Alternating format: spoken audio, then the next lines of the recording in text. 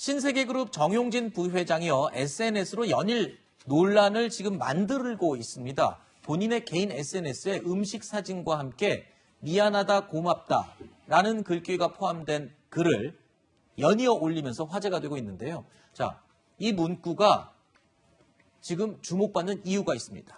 바로 문재인 대통령이요, 지난 2017년 대선 후보 시절 세월호 방명록에 썼던 문구를 패러디해서 조롱한 것이 아니냐라는 의혹이 일각에서 지금 제기됐기 때문인데요. 문 대통령이 방명록에 쓴 문구는 한 극우 성향 인터넷 사이트에서요, 세월호 희생자들을 조롱할 때 악용되는 이 일이 있어서 논란이 되기도 했습니다. 자, 어젯밤 반려견을 추모하는 SNS에서도 정용진 부회장이요, 이 문구를 또 사용해서 논란이 계속 이어지고 있다고요, 변호사님?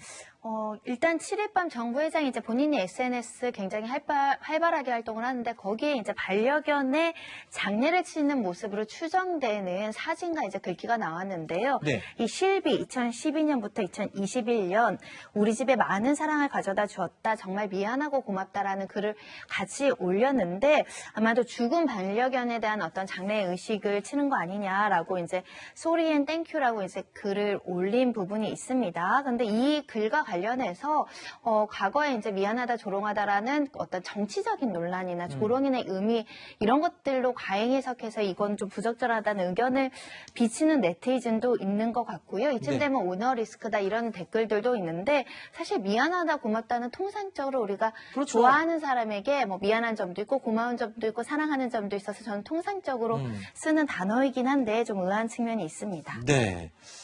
방금 말씀하신 것처럼 미안하다, 고맙다라는 말은 워낙 일반적인 말이기 때문에 과연 이거를 의도를 갖고 썼을까라는 의문이 들기도 합니다만, 일단 신세계 측 관계자는요, 의도를 가지고 사용했다고 해석하는 건 좀 억측이다라고 지금 해명을 했다면서요?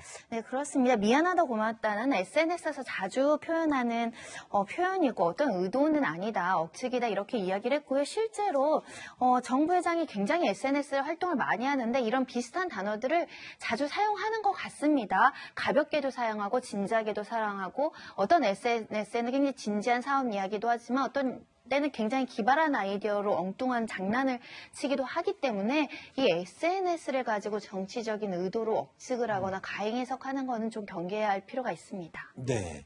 사실 이 정용진 부회장이 최근에 올렸던 SNS 저도 기억이 나는데 주로 음식 홍보하기 위해서 음식 재료로 쓰이는 재료 사진을 올리고 사실 그 재료가 희생해서 내가 맛있게 음식을 먹는 거기 때문에 그 재료에게 좀 미안하다, 하지만 맛있는 음식을 줘서 고맙다, 이런 의도로 이 SNS가 시작이 된 것으로 저는 기억하고 있는데, 글쎄요, 이게 좀 특정 극우 사이트에서 사용되는 말과 이미지가 겹치면서 논란을 낳고 있는데, 정용진 부회장도 대단합니다. 왜냐하면 그 논란 속에서 그만하는 게 아니라 계속 하잖아요, 지금. 표현을 바꿔서 네, 계속해서 표현을 이어가기 바꿔서. 때문에 혹시라도 그런 뜻은 그대로 숨어 있는 게 아닌가 이렇게 생각하는 사람들이 많습니다. 네, 알겠습니다. 뭐 본인이 아니라고 그러면 또 아닌 거고요.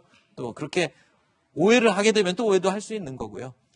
자, 논란이 계속 이어지고 있습니다. 자, 저희가 준비한 Q&A 내용은 여기까지고요. 두 분 인사드리고요. 다음 또 준비한 내용 계속 이어집니다. 오늘 말씀 고맙습니다.